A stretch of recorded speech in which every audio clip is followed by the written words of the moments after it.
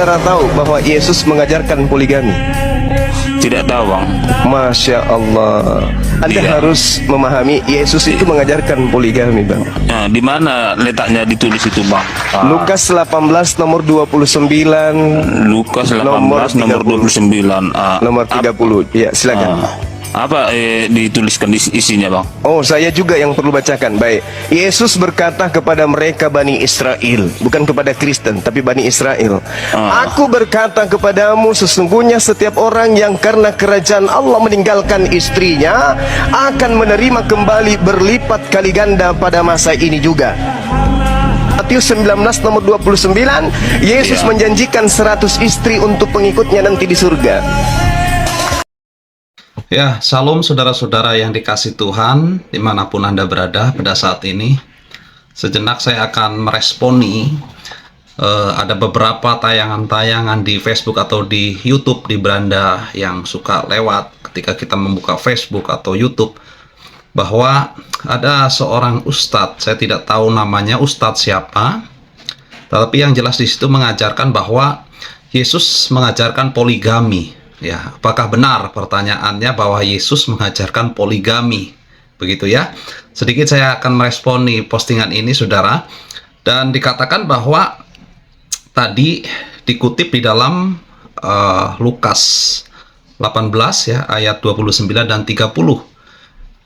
Dikatakan demikian bunyi firman Tuhan. Kata Yesus kepada mereka, Aku berkata kepadamu, sesungguhnya setiap orang yang karenanya kerajaan Allah meninggalkan rumahnya, istrinya atau saudaranya, orang tua atau anak-anaknya akan menerima kembali lipat ganda pada masa ini juga, dan pada zaman yang akan datang ia akan menerima hidup yang kekal. Nah, jadi apa yang dikatakan di dalam postingan ini, bahwa Yesus mengajarkan poligami, tidak benar ya, saudara ya. Perikopnya di situ tentang upah mengikut Yesus, bukan bicara tentang poligami. Ya, bukan bicara sekali lagi tentang poligami, tetapi upah mengikut Yesus. Nah, ini dialah ya, banyak orang-orang yang mencoba menafsirkan Alkitab dengan seenaknya saja, padahal bukan di bidangnya, mencoba membahas Alkitab. Nah, saya jelaskan sekali lagi, ini upah mengikut Yesus, bukan tentang pengajaran Yesus tentang poligami. Ya, sekali lagi bukan pengajaran Yesus tentang poligami, tetapi ini pengajaran upah mengikut Yesus, begitu. Nah, dikatakan bahwa kata Yesus kepada mereka, Aku berkata kepadamu, sesungguhnya setiap orang yang karena kerajaan Allah meninggalkan rumahnya, istrinya atau saudaranya atau orang tuanya atau anak-anaknya, ya, akan menerima kembali lipat ganda pada masa ini juga, pada zaman yang akan datang ia akan menerima hidup yang kekal. Ya, bukan mendapatkan yang seperti dikatakan kembali lipat ganda, mendapatkan wanita, ya, mendapatkan wanita. Dan ini sangat lucu ya, Bapak Ibu Saudara-saudara ya, menafsirkan Alkitab seenaknya saja ya. Nah, ini bicara tentang siapa yang meninggalkan rumahnya, istrinya, saudaranya, orang tuanya, anak-anaknya untuk mengikut Yesus, artinya untuk melayani Yesus, mereka akan mendapatkan upah berlipat ganda, yaitu apa? Hidup yang kekal. Ya, hidup yang kekal bersama dengan Tuhan kelak di sorga. Nah, itu upahnya. Dan itu bukan bicara tentang meninggalkan istri, meninggalkan saudara, anak-anaknya, itu bukan bicara tentang Yesus mengajarkan tentang poligami. Ya, tidak ada hubungannya ya, saudara yang dikasih Tuhan. Lalu dikatakan juga mereka mengutip Matius 19 ya, Matius 19 ayat 29, dikatakan begini, dan setiap orang yang karenanya namaku meninggalkan rumahnya, saudaranya laki-laki atau saudaranya perempuan, bapak atau ibunya, anak-anaknya atau ladangnya, akan menerima kembali 100 kali lipat dan akan memperoleh hidup yang kekal. Nah, saudara, perhatikan, ini juga perikopnya upah mengikut Yesus. bukan ajaran Yesus tentang poligami atau perceraian, ya, bukan. Tetapi ini bicara tentang mengikut Yesus. Dikatakan tadi ya dalam postingan itu, Yesus mengajarkan poligami. Jadi kalau siapa yang meninggalkan rumahnya, istrinya, ya begitu ya saudara ya, mereka akan mendapatkan 100 kali lipat ganda istri di sorga nanti. Wah, hebat sekali ajarannya ya. Sudah sesat menurut saya, dan itu tidak sesuai dengan firman Tuhan. Ya, keliru mereka menafsirkan Alkitab. Sangat keliru. Jadi di sini bicara tentang upah mengikut Yesus, bukan upah mendapatkan wanita 100 setelah kematian, ya, atau mendapatkan 100 ketika hidup masih di dalam dunia ini. 100 wanita maksudnya begitu ya, mungkin ya. Nah, jadi sangat ngawur ya saudara. Video yang sudah kita saksikan tadi tidak betul ya. Nah, ini karena salah tafsir ya saudara ya, salah tafsir bahwa di dalam ajaran Kristen, saya kasih tahu bahwa tidak ada pengajaran tentang poligami seperti apa yang dituduhkan oleh seseorang yang ada di dalam video itu. Ya, saya tidak tahu itu siapa, hanya suaranya saja ya. Tetapi itu tidak benar. Di dalam Kristen tidak ada poligami, ya, tidak diajarkan. Ya, jelas ya, Bapak Ibu Saudara ya. Nah, saya akan bacakan sedikit saja tentang firman Tuhan. Perhatikan di dalam Kolose 3 ayat 18, 19, 20 dan 21. Hai istri-istri, tunduklah kepada suamimu sebagaimana seharusnya di dalam Tuhan. Hai suami-suami, kasihilah istrimu dan janganlah berlaku kasar terhadap dia. Hai anak-anak, taatilah orang tuamu dalam segala hal, karena itulah yang indah di dalam Tuhan. Hai bapak-bapak, janganlah sakiti hati anakmu supaya jangan tawar hati. Jadi di ajaran Kristen ini saudara, ini tentang hubungan antara anggota rumah tangga ya. Ini hubungan suami istri, keluarga begitu. Itu diajarkan bahwa hai istri, tunduklah kepada suami. Nah, ajaran Kristen, istri harus tunduk kepada suami. Tentunya suami yang takut akan Tuhan, ya, yang mengasihi Tuhan sebagaimana seharusnya di dalam Tuhan. Lalu dikatakan, hai suami-suami, ya, kepada suami-suami, perhatikan, kasihlah istrimu dan janganlah berlaku kasar terhadap dia. Di dalam Kristen, saudara, tidak boleh seorang suami ya berlaku kasar terhadap istrinya, apalagi KDRT. Ya. Lalu kepada anak-anak, hai anak-anak, taatilah orang tuamu. Itu firman Tuhannya. Dikatakan, hai bapak-bapak, jangan menyakiti hati anak-anakmu. Ya, jadi ajaran Kristen ini di dalam rumah tangga mengajarkan tentang kasih Kristus. Ya, sekali lagi mengajarkan kasih Kristus yang sungguh luar biasa. Makanya di dalam pernikahan rumah tangga Kristen, saudara, ini disampaikan semua ya dalam pembimbingan pranikah Kristen, bahwa di dalam kekristenan tidak ada yang namanya poligami, ya. Tidak ada. Jadi justru di ajaran Kristen ini untuk istri tunduk kepada suami yang takut akan Tuhan, suami harus mengasihi istrinya, tidak boleh berlaku kasar, ya. Anak-anak harus taat kepada orang tua, bapak-bapak tidak boleh menyakiti anak-anaknya. Nah, ini ajaran yang benar. Ini adalah firman Tuhan, ya. Alkitab sungguh luar biasa, saudara. Beda dengan mungkin kitab-kitab yang lain, ya. Ini sungguh luar biasa. Ini ajaran Yesus Kristus. Ini ajaran-ajaran yang luar biasa saya lihat ya, untuk saling mengasihi dalam hubungan suami istri. Makanya saudara, di dalam Kristen itu tidak ada juga perceraian. Ya, tidak ada perceraian, tidak boleh untuk cerai. Kalau ada seandainya hubungan suami istri yang istilahnya dalam kata lain sedang menghadapi permasalahan, ya, itu pun suami atau istri harus berdoa, ya. Kalau suami yang bermasalah, istri doakan suami, ya. Kalau istri yang bermasalah, suami doakan istrinya. Nah, saya kutip lagi dalam Matius 19, dikatakan ayat 7, 8, dan 9. Kata mereka kepadanya, jikalau demikian, apakah sebabnya Musa memerintahkan untuk memberikan surat cerai jika orang menceraikan istrinya? Kata Yesus kepada mereka, karena ketegaran hatimu Musa mengizinkan kamu menceraikan istrimu. Tetapi sejak semula tidak demikian. Perhatikan. Tetapi sejak semula tidak demikian. Ya. Ayat yang ke-9, tetapi aku berkata kepadamu, barang siapa menceraikan istrinya, kecuali karena zina, lalu kawin dengan perempuan lain, ia berbuat zina. Makanya, saudara, saya mau sampaikan begini. Orang Kristen tidak ada pengajaran poligami. Yang kedua, orang Kristen tidak mengajarkan tentang perceraian. Nah, dikatakan jelas bahwa dalam sejarahnya Musa itu memerintahkan memberikan surat cerai karena apa? Ketegar tengkukan bangsa Israel. Ya, begitu ya, ketegar tengkukan.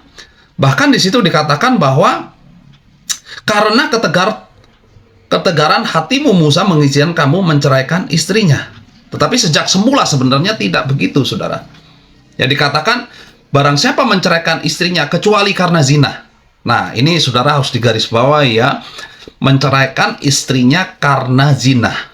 Berarti dari sudut pandang sejarah teologis atau sudut pandang sejarah orang Yahudi atau orang Israel, kalau ada suami istri, istrinya berbuat zina dengan laki-laki lain, maka boleh diceraikan dengan kasus zina. Boleh diceraikan, lalu kawin dengan perempuan lain. Ya, pasti laki-lakinya kawin lagi dengan perempuan lain. Nah, di situ dikatakan bahwa kalau seandainya perempuan itu berbuat zina, dari sudut pandang sejarah, ya, saya tanya dulu, kalau ada perempuan berbuat zina, hukumnya apa? Hukum orang Yahudi, ya saudara ya. Dia akan dirajam, ditangkap, diadili, lalu dirajam. Dirajam itu dilempari batu sampai mati. Ketika perempuan itu mati, maka laki-laki itu bisa menikah dengan perempuan lain, begitu. Karena sudah mati, saudara. Karena sudah mati, begitu ya. Jadi bisa menikah lagi dengan orang lain. Nah itu. Jadi hukum perceraian pada saat itu atau yang saya sebutkan adalah perceraian karena zina, ya, itu sudah diselesaikan dengan kematian, yaitu hukuman rajam. Nah, seandainya orang itu ada terjadi kasus cerai, ya, di dalam kekristenan, ya, kita tidak bisa menutup mata, saudara. Hari-hari ini banyak orang Kristen yang cerai, contohnya seperti, ya, artis-artis, ya, orang-orang Kristen. Ya, kalau dia sudah bercerai, seharusnya tidak boleh menikah lagi. Ya, tidak boleh menikah lagi. Nah, itu. Kenapa? Karena kalau dia menikah lagi dengan perempuan lain atau laki-laki lain, dia berbuat zina. Ya, tetapi ada beberapa doktrin pengajaran dari pengajaran gereja lain, ya, kalau sudah cerai boleh nikah lagi. Nah, sebenarnya firman Tuhan melarang itu. Dan sampai saat ini saya tetap kembali ke firman Tuhan. Kalau ada orang yang cerai, ya, sepasang suami istri cerai lalu mau menikah lagi di gereja, bahkan gereja tidak berani menikahkan mereka walaupun sudah dikeluarkan surat cerai, kecuali kalau dia cerai mati. Cerai mati itu seperti apa, saudara? Kita buka dulu di dalam Markus 10 ayat 9. Karena itu apa yang telah dipersatukan Allah tidak boleh diceraikan manusia. Nah, perhatikan. Yang sudah dipersatukan Allah tidak boleh diceraikan oleh manusia, kecuali Allah sendiri yang menceraikan. Apa? Dikatakan sampai maut memisahkan. Maut itu bicara tentang kematian. Kalau mereka cerai mati, lalu mau menikah lagi, maka gereja akan menerima. Tetapi kalau dia cerai hidup, gereja tidak bisa menerima. Itu firman Tuhan yang benar, ya saudara. Kalau ada gereja pun yang sudah menikahkan orang 2 kali, 3 kali, itu pertanggungjawabannya kepada pendetanya, ya, yang menikahkan. Sebenarnya tidak boleh. Kalau kita mau kembali ke firman Tuhan, ya, tidak boleh. Ya, dikatakan sebab pada awal dunia Allah menjadikan mereka laki-laki dan perempuan. Dalam Markus 10 ayat 6. Jadi, saudara, tentang pernikahan juga yang sudah viral pada saat ini ya, tentang pernikahan Kristen. Ada yang nikah wanita dengan wanita, laki-laki dengan laki-laki ya, LGBT. Nah, itu tidak diperbolehkan di dalam firman Tuhan. Ya, saudara ya, tidak boleh. Jangankan di dalam kekristenan, di agama lain pun mungkin tidak boleh, ya. Tetapi yang viral pada saat ini ada yang menikah, bahkan dinikahkan mungkin di gereja luar negeri ya, kebanyakan di luar. Nah, dinikahkan laki-laki dengan laki-laki. Nah, perhatikan kembali kepada firman Tuhan. Pada mulanya itu Allah menciptakan laki-laki dan perempuan. Ada maksud dan tujuan. Kenapa diciptakan laki-laki dan perempuan? Supaya mereka bisa dipersatukan dalam rumah tangga, berkembang biak, dan menguasai isi dunia ini. Ya, itu firman Tuhan. Jadi tidak ada firman Tuhan yang mengatakan bahwa laki-laki harus menikah dengan laki-laki atau perempuan menikah dengan perempuan. Tidak ada firman Tuhan yang begitu. Makanya ada maksud dan tujuan Tuhan diciptakan laki-laki dan perempuan supaya mereka berkembang. Ya. Dan saudara, dikatakan lagi ayat 7, sebab itu laki-laki akan meninggalkan ayahnya dan ibunya dan bersatu dengan istrinya. Nah, di sini kita harus memahami, khususnya sebagai orang tua yang anaknya sudah dewasa, bertumbuh besar ya, dan mereka akan memutuskan nanti dalam mengambil keputusan dalam pernikahan. Ya, kita ketahui bahwa laki-laki dan perempuan itu dikatakan akan bersatu dan akan meninggalkan orang tuanya. Nah, itu ya. Artinya di sini bahwa mereka mungkin akan berpisah rumah, ya. Akan berpisah mungkin di luar kota, ya, jauh dengan orang tua. Itu yang dimaksud.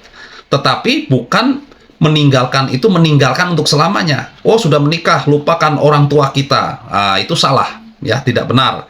Jadi kalau sudah menikah, tetap perhatikan orang tuamu, apalagi orang tuamu dalam masa tua yang butuh pertolongan anak-anaknya, ya, membalas budi, begitu ya saudara ya. Ya memang harus begitu, mengasihi orang tua, menghormati orang tua. Lalu ayat 9, sehingga keduanya itu menjadi satu daging, demikianlah mereka bukan lagi dua, melainkan satu. Jadi saudara, mereka itu bukan lagi dua, melainkan satu, sudah satu daging. Itu suami istri. Jadi kalau ada suami istri yang bertengkar terus, bertobat. Ya, saudara, bertobat. Jadi kalau engkau mengasihi istrimu, kasihilah seperti engkau mengasihi dirimu sendiri. Begitu juga, di pihak istri. Ya, istri, perhatikan, kasihilah suamimu seperti engkau mengasihi dirimu sendiri. Nah, inilah ajaran Kristen. Lalu ayat 9 dikatakan dalam Markus 10, karena itu apa yang telah dipersatukan Allah tidak boleh diceraikan oleh manusia. Nah, ini ajaran Kristen yang sangat luar biasa, saudara-saudara yang dikasih Tuhan. Sangat luar biasa, ya. Ini ajaran yang benar-benar murni, ya, yang benar dari segala sumber kebenaran. Ya, jadi apa yang dipersatukan Allah tidak boleh diceraikan oleh manusia. Apalagi Yesus mengajarkan poligami, ya, itu tidak benar.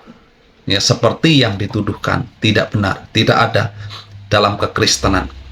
Ya, seperti video yang sudah kita saksikan tadi, ngawur untuk menafsirkan Alkitab. Ya, sekali lagi itu bicara tentang upah mengikut Kristus adalah kekekalan. Begitu.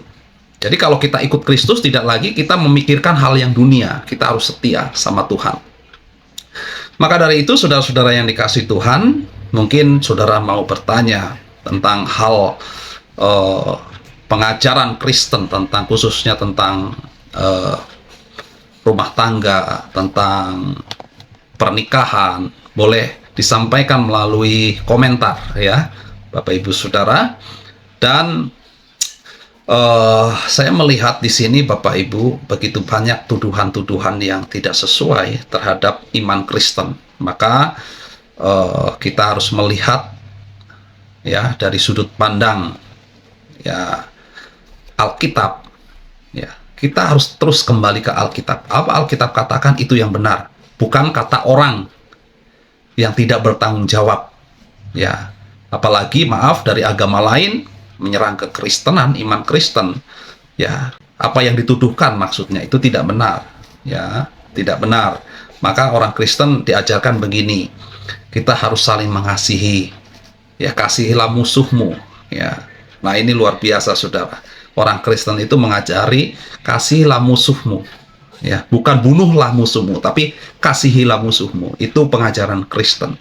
Sungguh pengajaran Kristen ini adalah pengajaran kasih. Benar-benar firman Tuhan yang murni. Itu saja penjelasan dari saya.